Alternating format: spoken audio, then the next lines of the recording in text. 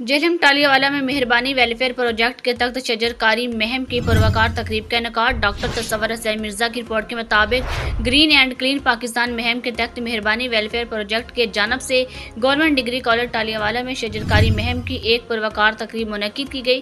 تقریب میں کالج کے پرنسپل ڈاکٹر شاہد سعید نے مہمانوں کا استقبال کیا۔ اس موقع پر ڈاکٹر شہزانہ امتیاز، جمیل احمد بھٹی، عبدالغفور چوہان، فلکناز سیٹھی، فرزانہ اجمل چودھری اور حسیب احمد نے شرکت کی اور سب نے اپنے حصے کا پودا لگا کر ماحول دوست عمل میں حصہ لیا۔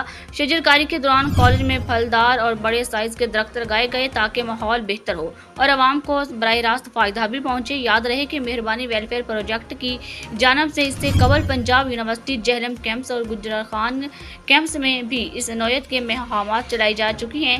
عوامی نیوز HD کی انتظامیہ کا کہنا تھا کہ درخت لگانا صدقہ جاریہ ہے اور ہر شہری کو چاہے کہ وہ پاکستان کو سرسبز اور شاداب بنانے کے لیے اپنا کردار ضرور ادا کریں۔